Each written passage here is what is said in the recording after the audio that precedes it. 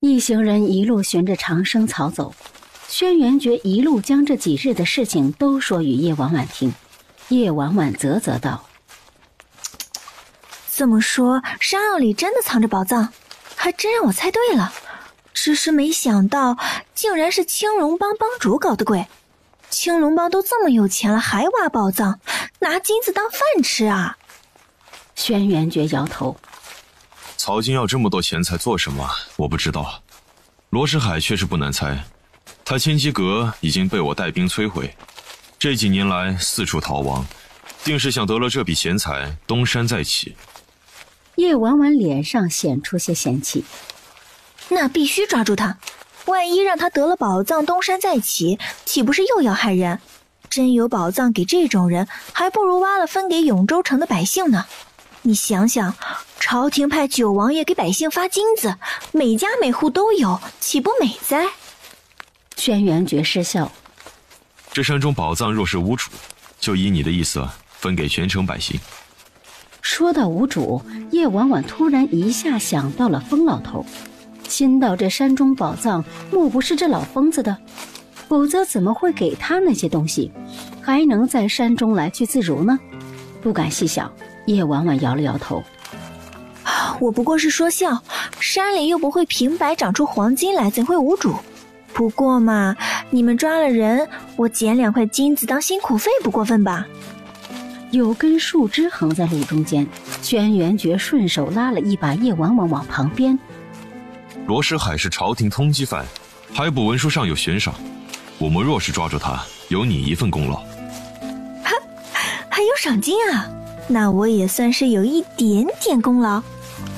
叶婉婉用2根手指比了一小段距离，觉得少了又比多一点。你打算分我多少啊？轩辕觉看他小财迷那样，突然起了玩性。悬赏令是1万两黄金，给多少看我心情，若是高兴便全都给你。叶婉婉眼睛瞪得溜圆，听到1万两黄金，那感觉就像天上掉下个大馅饼砸头上，还是金的。心道有赏金你倒是早说呀，你早说还费那劲儿拐弯抹角请我帮忙。1万两黄金呀，装车上给他都拉不动，从此翻身当小富婆了。叶婉婉顿时觉得干劲十足，双眼亮晶晶问轩辕觉：那您现在心情如何？轩辕觉压住嘴角：还可以。来，王爷，我扶着您走，别摔着。叶婉婉乐得下巴都快掉下来了，过去拉住轩辕觉胳膊，非要扶着他走，并伸腿飞快地踢开了他面前的一块石子儿。轩辕觉也没有拒绝，由他扶着走，两人越挨越近，直到走到一座石壁山下。头前带路的探路官发现前路不通，停住脚步，回头见两人举止亲密，多看了2眼，叶婉婉这才松了手，跑到前面去了。身后飞羽和童羽上前来，一左一右伸手：王爷，我们服您。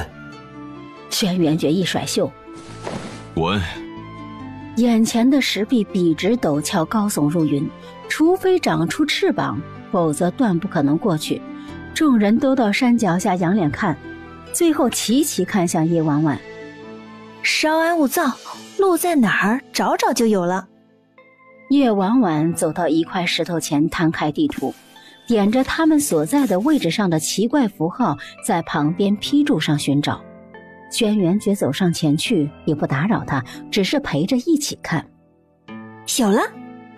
过了会儿，叶婉婉抬起头，看向几个暗位：你们找找附近有没有一种重瓣的紫色花朵，巴掌大小，叶子锯齿状，大概半人高。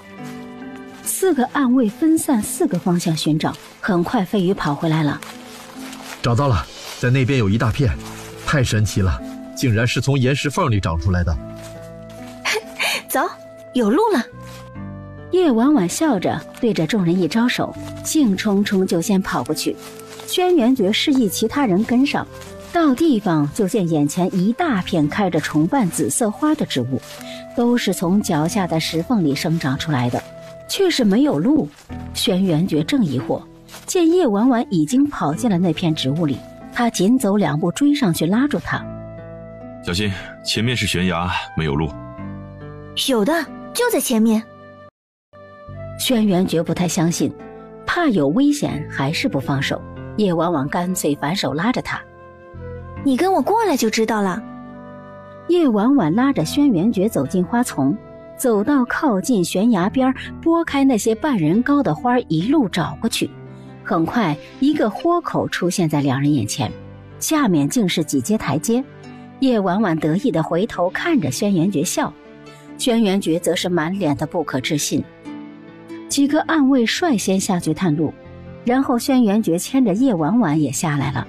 这条路是从山壁外围凿出来的，一面是石壁，一面是万丈悬崖，蜿蜒崎岖，看不到尽头，简直鬼斧神工啊！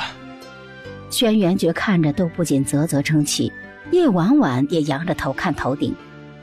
这条路可以通到这座石壁山的另一头，是羊皮卷上进山坳的唯一入口。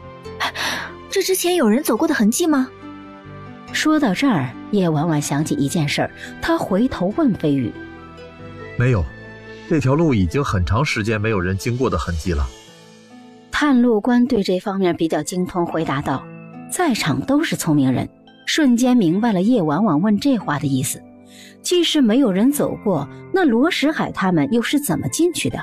叶婉婉眨了眨眼：“这黑风山延绵13座山峰，还有其他入口也不奇怪。”其余人也觉得是，毕竟这座山太大了。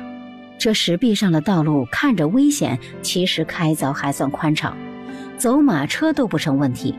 叶婉婉一行人一路无阻，走到了天近黄昏，总算到了山的另一头。一出来，眼前就是一片奇景，千山寂静，水声无涛，近处漫山遍野，开满了各色花朵。远处两条瀑布如银河下泻，山脚下雾蒙蒙，如同置身仙境。水岸边几棵水杉树爬满了开着白色小花的藤蔓，两条瀑布汇集一处，水潭中央一棵数丈高的小树立于水中，树上搭建了几个小树屋，经过长年累月的风吹雨打，竟还完好。山里的凉风吹在人身上无比舒畅。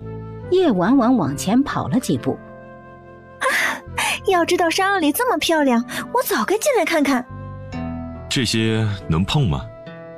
轩辕绝还记着叶婉婉说过的话，对这里的花花草草很谨慎。都是些普通的花草，没有毒的。叶婉婉说着，还弯腰折了一枝花，知道没毒，青羽可就撒了欢了。方才飞羽一直死死拽着他不让跑，这会儿一下就窜出去了。他轻功好，掠过漫山的花丛，就如同纵身落入花海。来到瀑布脚下更觉震撼，高耸的瀑布抬头看不到顶，水塔中白色的睡莲开满整个水面，水里清晰可见鱼群在嬉戏。那上面不会住着人吧？那上面不会住着人吧？叶婉婉看着水中的树屋问：“不会，这附近除了我们都没有人。”轩辕绝摇头，几人都对树上的树屋感兴趣，可水面的浮桥早已经残破不堪。青羽看了看，几个踊跃踩着水面的柱子落到了树上，飞羽紧随其后也跟了过去，提溜着脖领子想把钻进树屋的人提溜出来。轩辕绝对剩下2个暗卫道：“你们留在这儿。”说着也要过去，叶婉婉拉住他：“我也想过去看看。”轩辕绝伸手一揽他腰，带着他落到了树上的架子上。先上来的2个人都快打起来了，轩辕绝早已习惯了，叶婉婉更懒得管，分开2人从中间过去，一推树屋的门，只是轻轻一推，整个门就完全散架了。树屋很小，一眼望到头，屋内一张桌子一张床，床上坐着个人。叶婉婉瞪大眼睛呆了片刻，咻的一下藏到了轩辕绝身后。是人是鬼啊？他看起来好像有500岁。轩辕绝看了一眼，回头拍拍叶婉婉：“别怕，已经死了。”床上的确是个死人，死得不能再死了，皮肉和头发都已经风干了，身上的衣物早已经分不清楚本来面貌。门打开后，风一吹，如同灰烬般落下来了大半儿。叶婉婉拍了拍胸口，只要不是千年老妖，她就不怕。和轩辕绝先后走进屋内，拿出第2张羊皮卷摊在桌子上看。这边2个闹完的也进来了，飞羽过去用剑柄挑了下干尸的衣物，剩下的一些也散了，只剩风干的皮肉骨架。飞羽道：没有外伤。他应该就是上面说的守山人，守住入口不让外人进入的。叶婉婉看过羊皮卷后说道。青羽蹲在地上看干尸的脸，那他功夫应该很好，怎么死得这么怪异？叶婉婉也凑过去仔细看了看风干的皮肤，皱眉想了想，拿出一根银针在干尸手背扎了一下，拔出来后银针黑了。叶婉婉把银针给几人看，看，是毒死的，可能毒药中还有砒霜，所以肉身不腐。什么毒药这么厉害，全身都是？飞羽问叶婉婉。他是想运功逼毒，以至于毒药蔓延全身。叶婉婉还没回答，轩辕绝先开口了，随之将拿在手里细看的杯子递给他。叶婉婉又拿出一根银针在杯子里试了试，银针也变成了黑色。青羽和飞羽动手把干尸搬了下来，在一棵冷杉树下挖了个坑，把那位不知名的前辈给埋了。轩辕绝给他立了个碑，写上守山人。虽然时间还不算太晚，但是基于对山坳深处危险的未知，他们还是决定在这儿宿一夜，第2天再进山坳。叶婉婉到附近找路，拿着羊皮卷哼哧哼哧爬上一个小山坡，盘腿坐在了花丛里，望着远处落日的余晖，眼前的景色让他想起了家乡的落日。曾经他的家乡也有这样的美景，如今想来已恍如隔世。轩辕绝跟过来，看到的就是叶婉婉坐在一片花丛中，双手撑在身后，看着远处出神的场景。金色的落日余晖笼罩在他身上，耀眼夺目。走过去，在他身旁坐下，以同样的姿势看着远方。叶婉婉回头看他，轩辕绝侧过脸。在想什么？在想外面的人知不知道这里是这样的。这座山一直被妖魔化，可他明明什么都没做啊。那些人死在山里，又和他有什么关系呢？我就很喜欢这座山，没有这座山，我可能早就在永州城活不下去了。叶婉婉把羊皮卷收回怀里。我之前跟你说，山坳里种满了毒花毒草，但其实每一处有毒的花草附近，同时也栽种了解药。这里曾经的主人或许只是不想被打扰而已，没想过害人。还记得我同你讲过，手下打听到这山里几10年前有个药王堡吗？你是想说山里的宝藏是曾经的药王堡留下的？轩辕绝点头。8九不离10。尤其是那些聚集在城里的江湖人，像是被人刻意引导过来的，告诉他们山里有宝藏，等着他们去送死。那是谁？青龙帮？轩辕绝摇头，脸上神情讳莫如深。青龙帮也是局中人，而我们在踏入这山中时被迫卷入其中。那你怀疑我吗？我有山里地形图嫌疑最大，还有你为什么从来不问我地形图哪来的？不会是觉得我是药王堡留下的后人吧？叶婉婉垂下头，突然又抬起。轩辕绝道：没怀疑，你不像。叶婉婉还不干了。怎么不像？按时间算，我就是第3代了。你都说我是神医了，药王堡的后人精通医术很合理啊。轩辕绝看着他，这整件事像是精心布局的，不会是你。叶婉婉坐起来。那你的意思是说我笨干不了这事儿呗？我的意思是你没这个心机。轩辕绝看他还急了，觉得挺有意思。叶婉婉斜眼看他，哼，没心机就是单纯，单纯就是蠢，蠢就是笨，不是一个意思吗？轩辕绝摇头失笑。这局开始并没有把我算入其中，却是被我们的到来打乱的。若你是背后之人，当初就不会救我。那也不一定，说不定是看你长得帅，死了可惜呢。叶婉婉小声嘀咕了几句，轩辕觉想着事情，没听清，疑惑地转脸看他。叶婉婉马上摇头：没什么，我是说你说的有道理。很显然不是这句，不过轩辕觉也没打算揭穿他。叶婉婉照例装傻，两人没再说话，静静地看着远山。轩辕觉泰然而平静，良久后才淡淡道：这背后之人应该就是给你地形图的人吧。叶婉心头突的一下，脸上却露出些茫然的表情。你在说什么啊？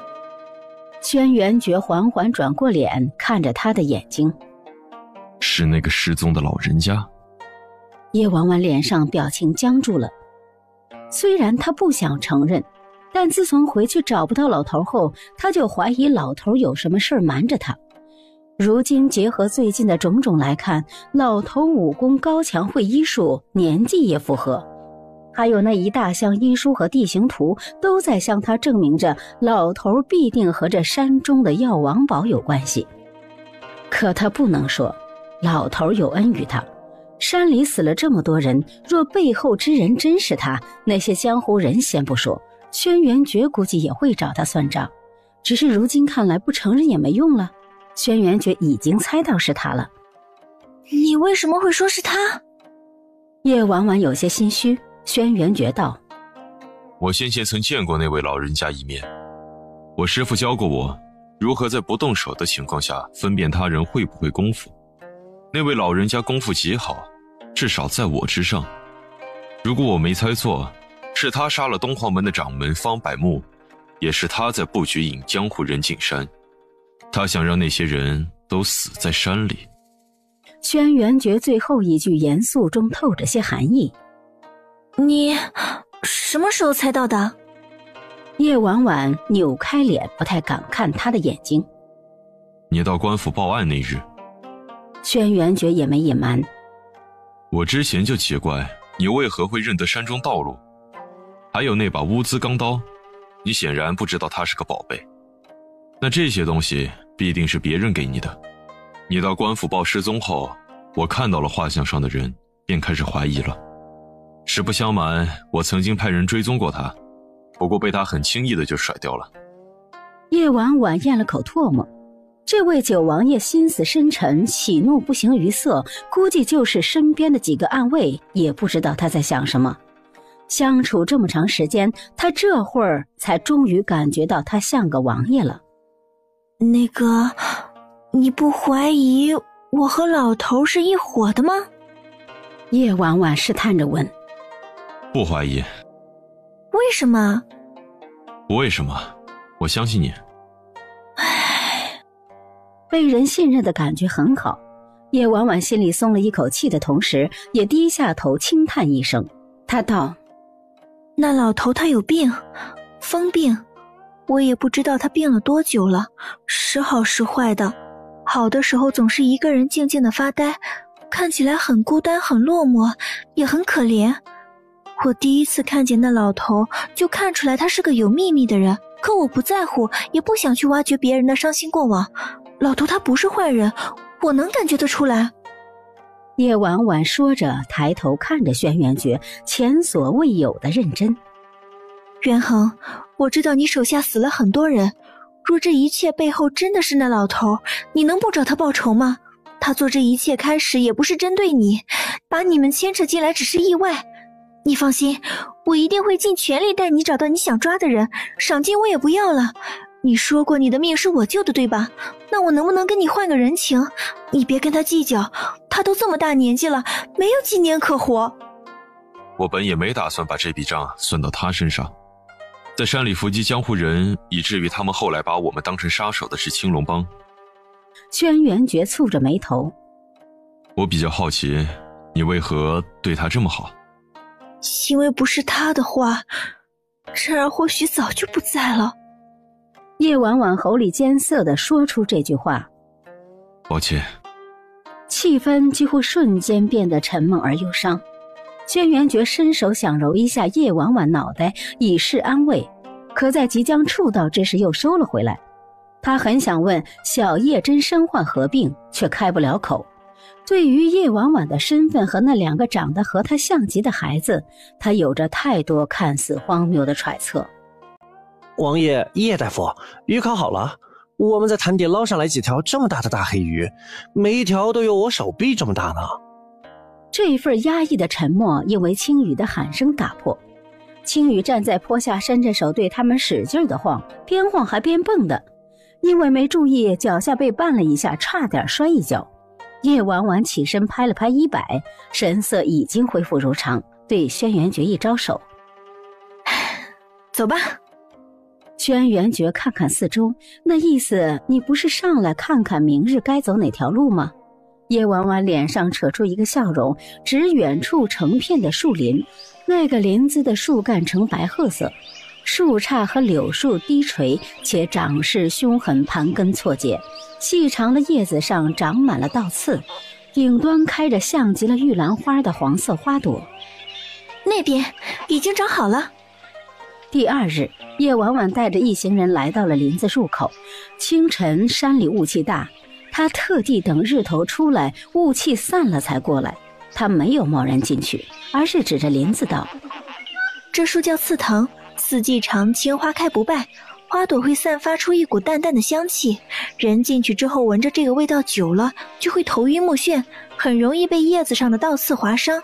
一旦见了伤口，人就会中毒，呼吸困难，呕吐，无力再行走。”听完的几个暗卫和探路官都皱眉望着看不到头的林子，想该怎么过去。只有轩辕觉转脸看向叶婉婉。青羽转着脑袋四下看，这很难不被刺伤啊，我们不能换一条路吗？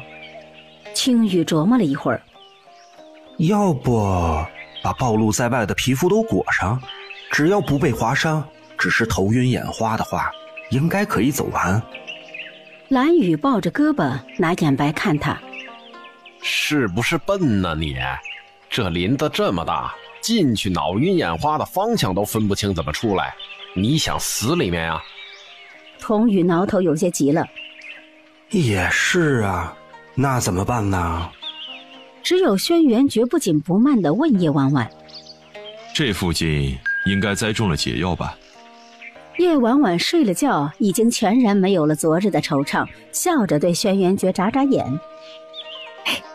王爷，我发现我说过的每句话你都记得挺清楚的，记性真好。”说笑完，不等对方反应，叶婉婉转身沿着林子往周边走，边走边低头找解药。轩辕绝摇摇头，亦步亦趋地跟在他身后。半盏茶功夫后，叶婉婉扒开了一个灌木丛，在草丛里拔出来一颗接着几颗青白色果子的植物。咬一口试试。叶婉婉摘下一颗，在衣服上擦了擦，递到轩辕绝嘴边。他的本意是想逗一下对方，因为东西特别酸。谁知道跟在后面的飞羽一个箭步冲过来，焦急喊了一声王爷，把东西抢了过去。看到他如此紧张，叶婉婉尴尬。这果子叫白干，是刺藤的解药，我就是让他尝尝味道，因为这东西可能不太好吃，没有毒的。下去。轩辕绝摆手让飞羽退下，伸手想拿过那果子，飞羽却不肯给，看着手里的果子在衣服上胡乱蹭了蹭。还是让我先尝吧。他以为叶婉婉不确定拿轩辕绝试药呢，对着那果子咬了一大口，立刻就被酸的脸色都变了。别吐，带皮咽下去。刚想吐出来，叶婉婉开口阻止他。青羽跑过来，从身后捂住他嘴巴。咽下去，快点咽下去啊！飞羽被酸得五官扭曲，眼泪都快出来了。可青羽捂住他嘴巴，非要他咽下去才松手。叶婉婉看热闹不嫌事儿大，要整个吃下去才行。飞羽一听直摇头挣扎，青羽抓不住他，剩下2个暗卫见状也跑过来帮忙。3人压着飞羽，硬是让他把整个果子都吃了下去。叶婉婉在一旁乐完了，过去抓了飞羽的手把脉。应该可以了，你去用倒刺在手上划个伤口试试。飞羽嘴里一边呸呸呸，一边往林子里去。叶婉婉偷笑，捂着嘴小声对几个暗卫说：我骗他的，其实吃一口就能顶2个时辰了。身旁看着他们吵吵闹闹的轩辕觉眉头一挑。所以你开始想骗我整颗吃下去？叶婉婉望天，哎呀，被发现了。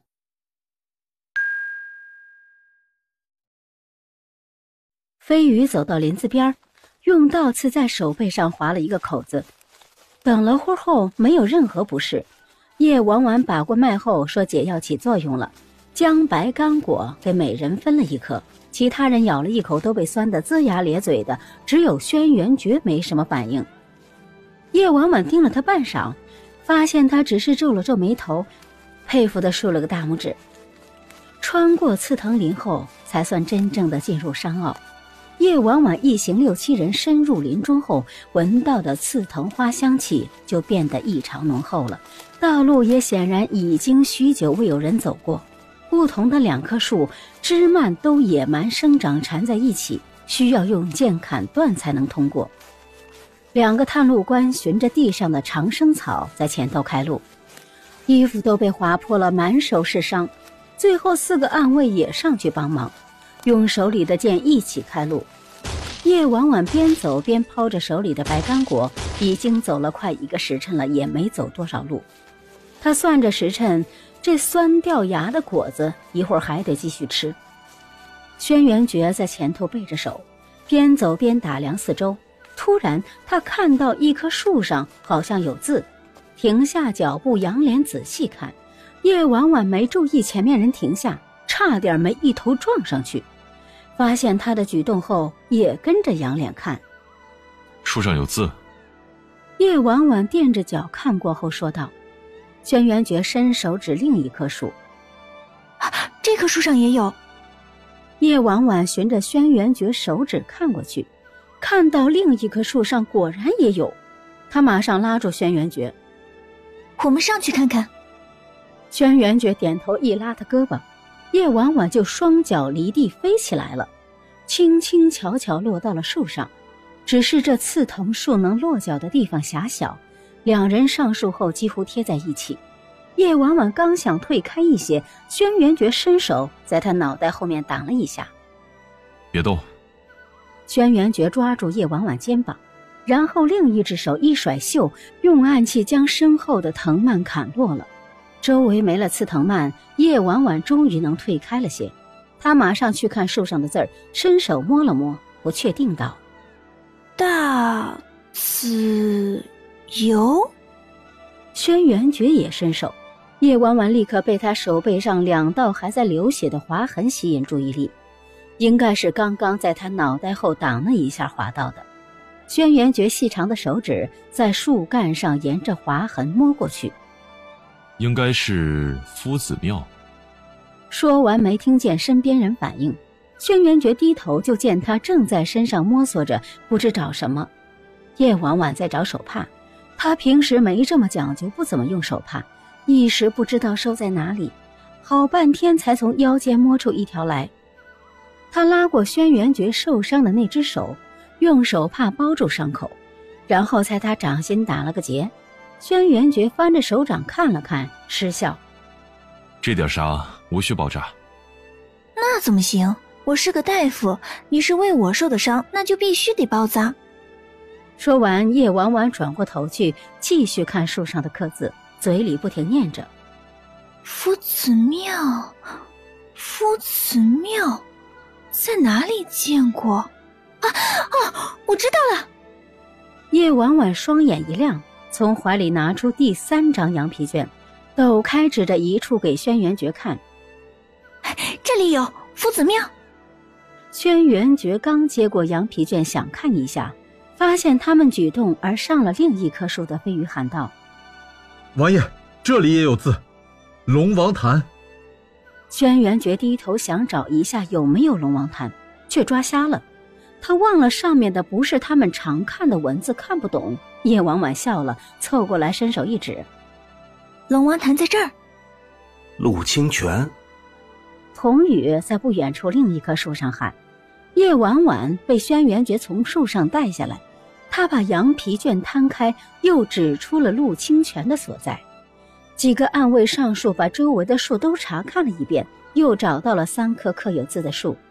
叶婉婉在羊皮卷上用石子儿总共标出了6个地名。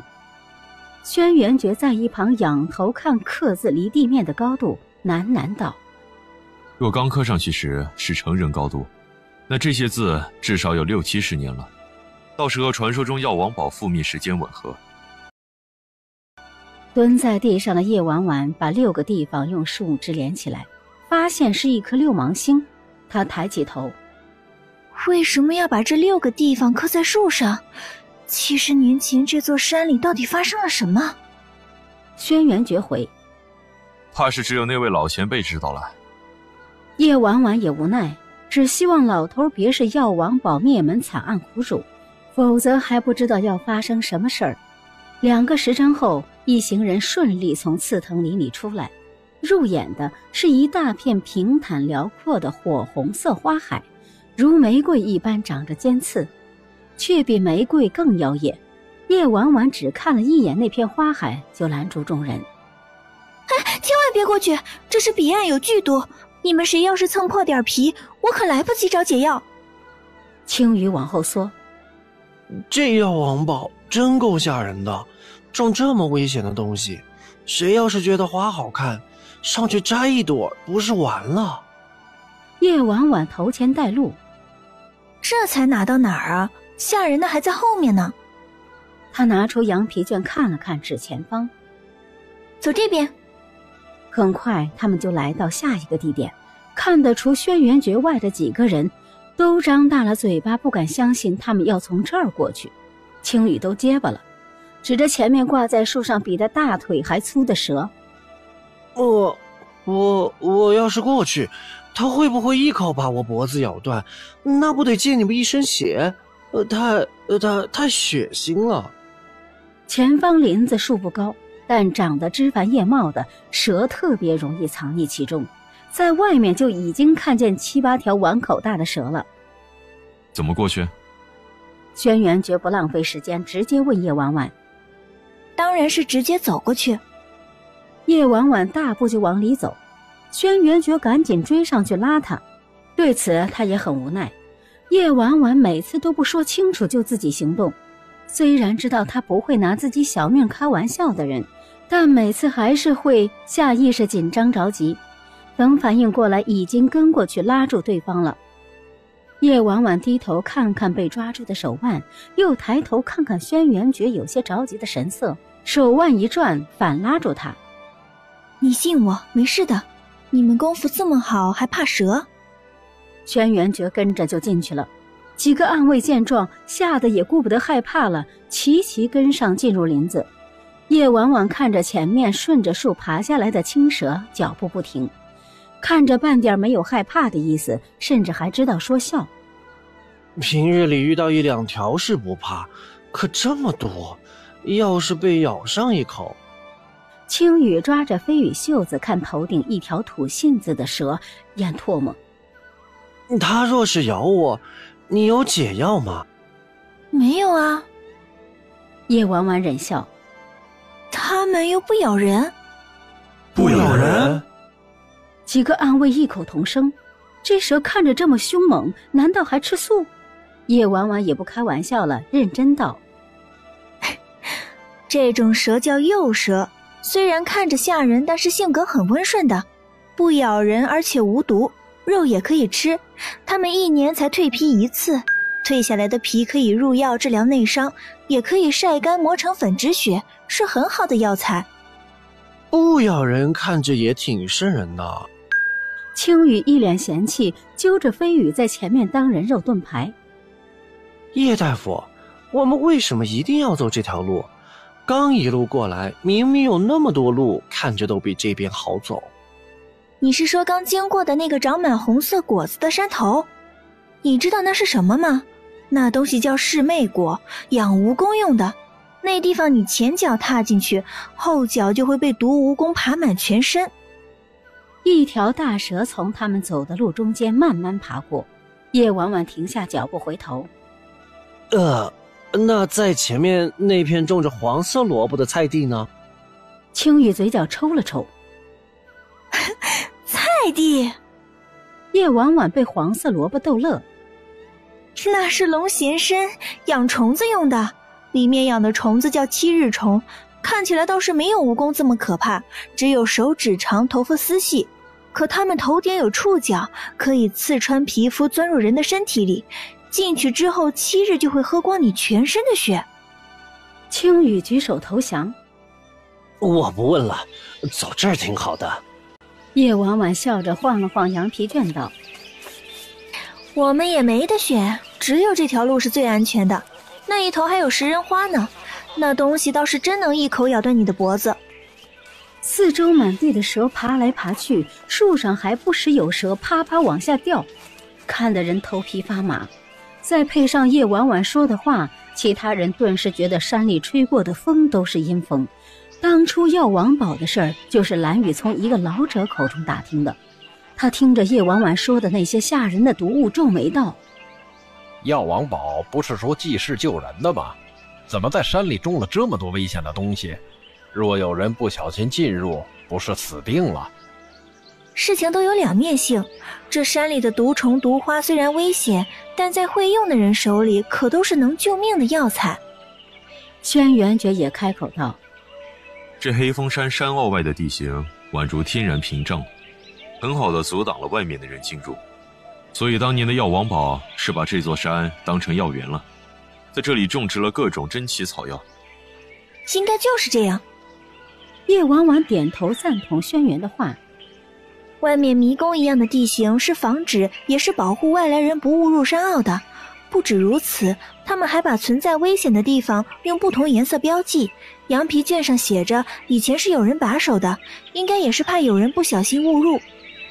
两个探路官恍然，原来那上面不同颜色的标记是这个意思。如此看来，世人还真是误会了，这座山里并没有什么吃人的妖怪。叶婉婉一路走一路继续说着山里还有哪些奇奇怪怪的毒虫毒花，听的那几个人不是一个冷战。这林子满地的蛇，虽说是不咬人，但众人走的还是比较小心谨慎。叶婉婉一直在前头带路，后面跟着的人慢慢走着听他说话，一边悄悄看着前面两人。看什么？看前面的叶婉婉和轩辕觉牵在一起的手。确切来说，应该是叶婉婉抓着轩辕觉不放。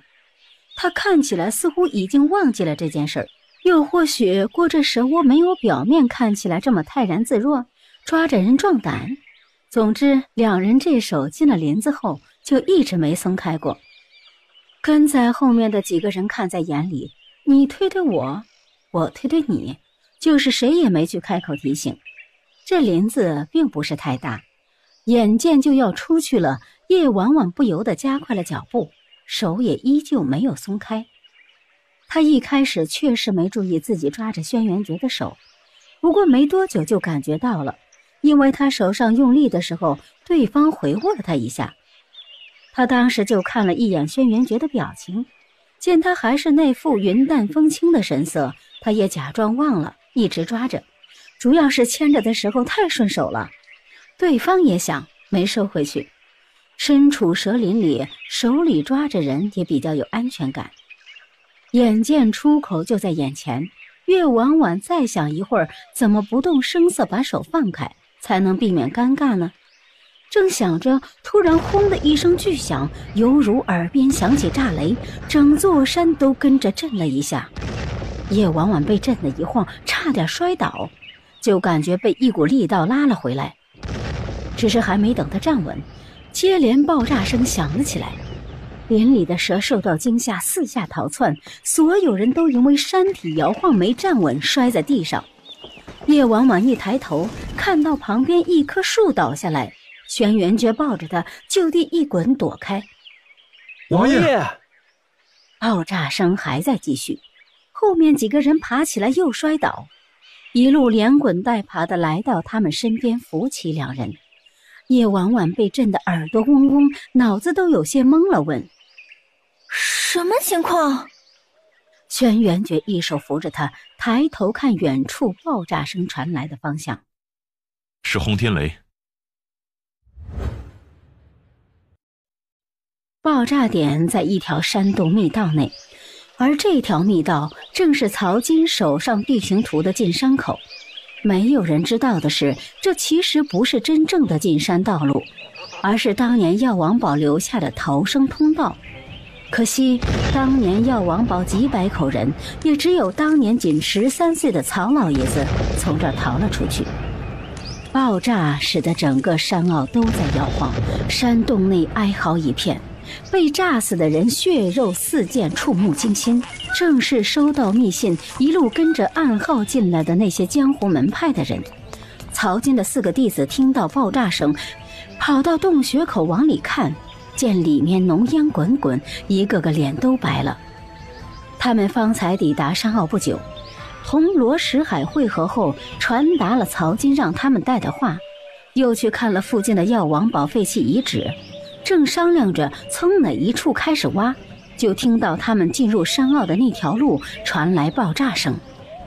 谁在里面埋了轰天雷？4人面面相觑，最后看向罗石海。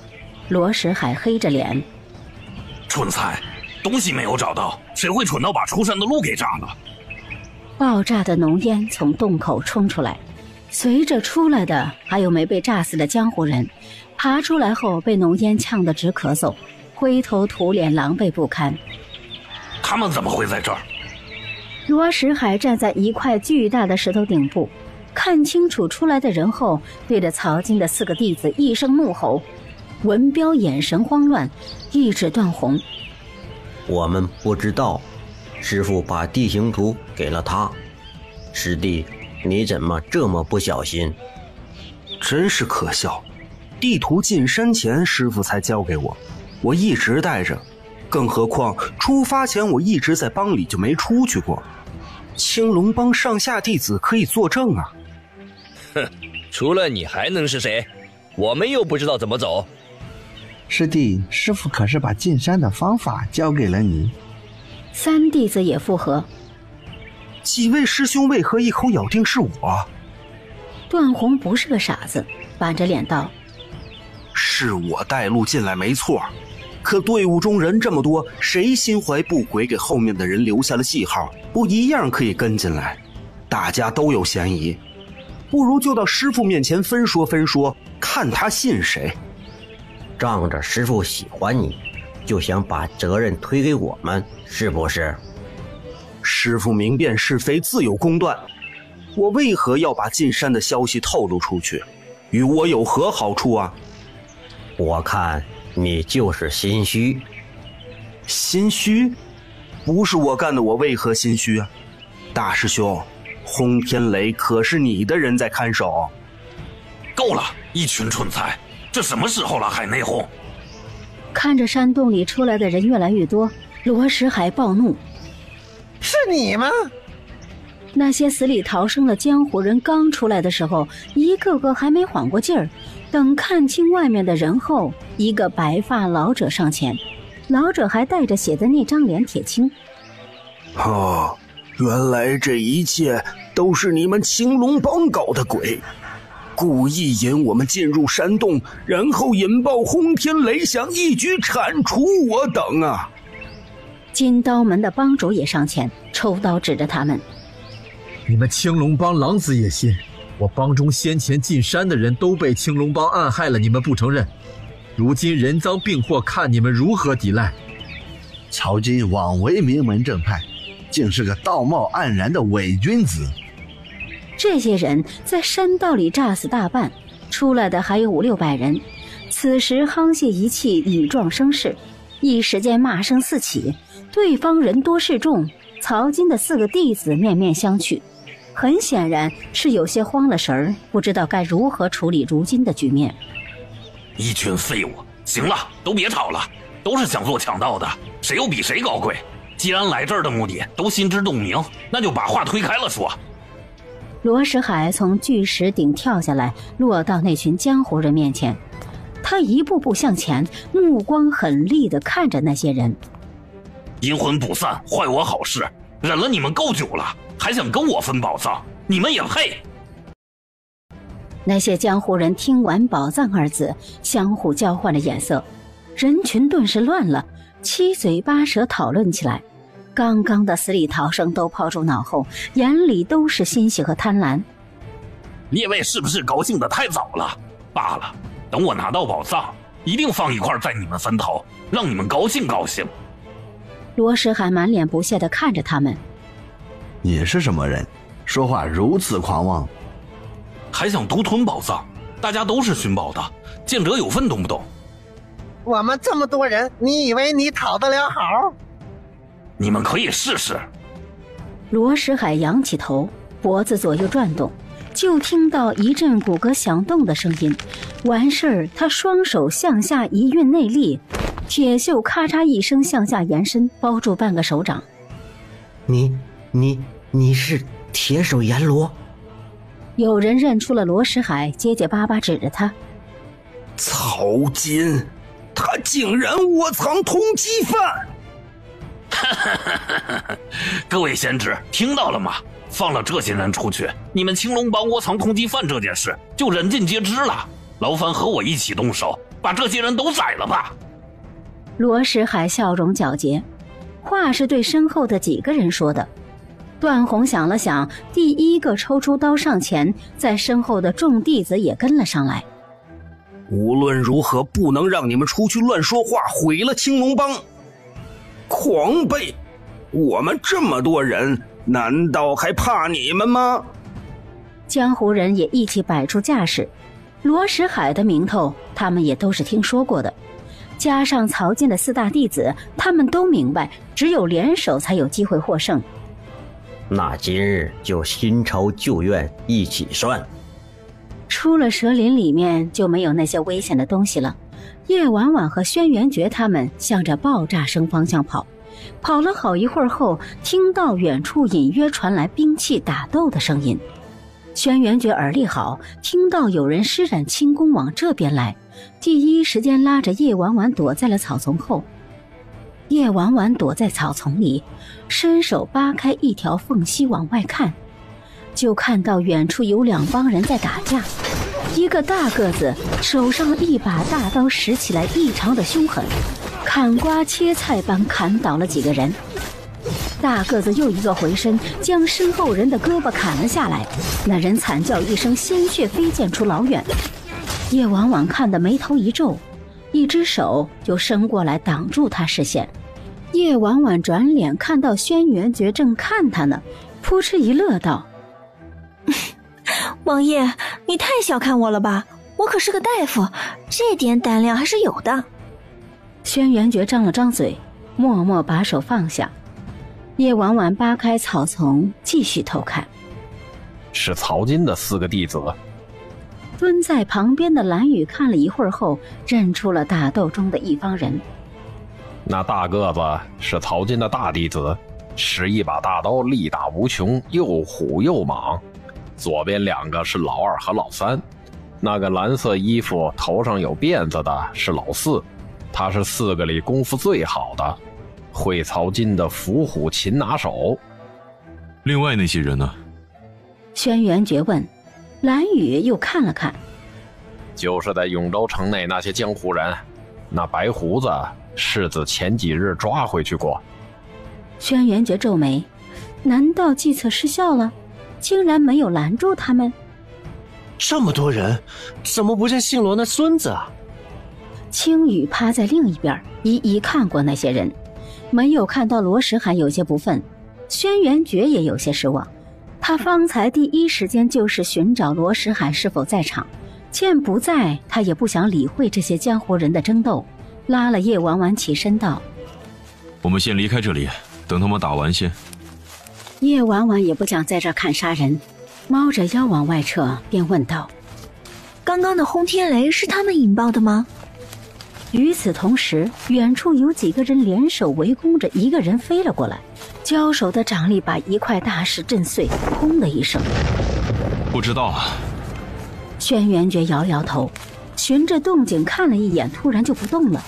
叶婉婉直接撞了上去，揉着脑门抬起头，就看到轩辕爵脸色阴沉。他刚张了张嘴想问怎么了，眼前人就不见了。